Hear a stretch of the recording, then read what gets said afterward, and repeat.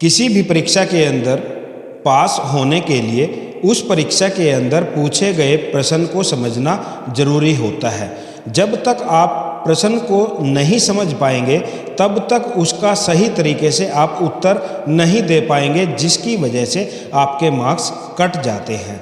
आज इस वीडियो के अंदर हम उन कीवर्ड को करने वाले हैं जिन कीवर्ड की वजह से हम उस क्वेश्चन के आंसर को अच्छे तरीके से दे सकते हैं। प्रश्न के अंत में दिए गए शब्दों से आशय उन शब्दों से है जो बताते हैं कि प्रश्न के संबंध में अभ्यर्थी को क्या करना है, यानी कैंडिडेट को किस बात का जवाब देना है। ऐसे शब्दों में विवेचन कीजिए, विश्लेषण कीजिए, प्रकाश डालिए, व्याख्या कीजिए, मूल्यांकन कीजिए, आलोचनात्मक मूल्यांकन, परीक्षण, निरीक्षण, समीक्षा, आलोचना, समालोचना, वर्णन, विवरण एवं स्पष्ट कीजिए, स्पष्टीकरण दीजिए इत्यादि शामिल है। इन शब्दों के आधार पर तय होता है कि परीक्षक जो भी एग्जामिनर होता है अभ्यर्थी से, यानी जो परीक्षा देने वाला है, उससे उत्तर में क्या उम्मीद कर रहा है। यह सही है कि बहुत से परीक्षक खुद ही इन शब्दों के प्रति हमेशा चौकस नहीं रहते, किंतु अभ्यर्थियों को यही मानकर चलना चाहिए कि परीक्षक इन्हीं शब्दों के आधार बनाकर उसके उत्तर का मूल्यांकन करने वाले हैं। इसको ध्यान में रखते हुए हमने कुछ महत्वपूर्ण शब्दों को विभिन्न वर्गों में बांटकर उसके सही आशय को स्पष्ट करने का प्रयास किया है, जिससे आपके उत्तर को एक सही दिशा मिल सके। व्याख्या कीजिए, वर्णन कीजिए, विवरण दीजिए, स्पष्ट कीजिए, स्पष्टीकरण दीजिए, प्रकाश डालिए। अगर किसी भी क्वेश्चन के अंदर ये शब्द दिए गए हैं तो इन सभी शब्दों से प्राय समान आशय व्यक्त होते हैं।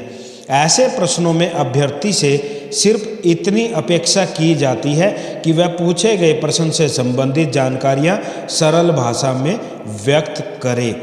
वर्णन और विवरण वाले प्रश्नों में तथ्यों की गुंजाइश ज़्यादा होती है, जबकि व्याख्या कीजिए, प्रकाश डालिए या स्पष्टीकरण दीजिए वाले शब्दों में जो प्रश्न पूछे गए हैं विषय को सरल भाषा में समझाते हुए लिखने की अपेक्षा की जाती है। आलोचना, समीक्षा, समालोचना, परीक्षा, परीक्षण, निरीक्षण, गुण और दोष, विवेचन। अगर किसी प्रश्न के अंत में ये शब्द दे रखे हैं तो इन सभी प्रश्नों को एक वर्ग में रखा जाता है। ऐसे प्रश्न उम्मीदवार से किसी तथ्य या कथन की अच्छाइयों और बुराइयों की गहरी समझ की अपेक्षा करते हैं।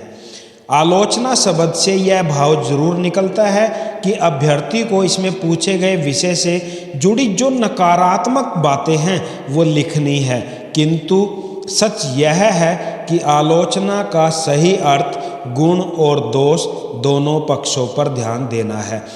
अगर किसी परीक्षा के अंदर क्वेश्चन पूछा गया आलोचना कीजिए और वहां आप गुण बता देते हैं, दोष नहीं बताते, तो आपने हाफ क्वेश्चन किया है। गुण और दोष दोनों को आपने वहां पे क्लियर करना है। मूल्यांकन, आलोचनात्मक मूल्यांकन। मूल्यांकन का अर्थ है किसी कथन या वस्तु के मूल्य का अंकन या निर्धारण करना। ऐसे प्रश्नों में अभ्यर्थी से अपेक्षा होती है कि वह पूछे गए विषय का सार्वकालिक या वर्तमान महत्व रेखांकित करे, उसकी कमियां भी बताए और अंत में स्पष्ट करे कि उस कथन या वस्तु की समग्र उपयोगिता कितनी है। मूल्यांकन से पहले आलोचनात्मक लिखा हो या नहीं, तार्किक रूप से दोनों बातों को एक ही समझना चाहिए। मूल्यांकन की कोई भी गंभीर प्रक्रिया तभी पूरी होती है जब उसके मूल में आलोचनात्मक पक्ष का ध्यान रखा गया हो। विवेचन और मीमांसा। मीमांसा का अर्थ होता है किसी विषय को व्यवस्थित तथा संपूर्ण रूप में प्रस्तुत करना।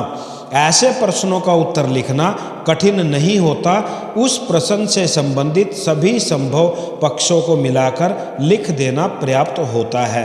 विवेचन वाले प्रश्नों में भी मूल अपेक्षा यही होती है कि अंतर सिर्फ इतना है कि इसमें किसी कथन या तथ्य की चर्चा करते हुए तार्किक व्याख्या की ज़्यादा अपेक्षा की जाती है। विश्लेषण कीजिए। अगर किसी प्रश्न के अंदर ये पूछा गया है विश्लेषण कीजिए, विश्लेषण तथा संश्लेषण परस्पर विरोधी शब्द हैं। जहाँ संश्लेषण का अर्थ बिखरी हुई चीज़ों को जोड़कर एक करना है, वहीं विश्लेषण का अर्थ होता है किसी एक विचार या कथन को सरल से सरल हिस्सों में विभाजित करना।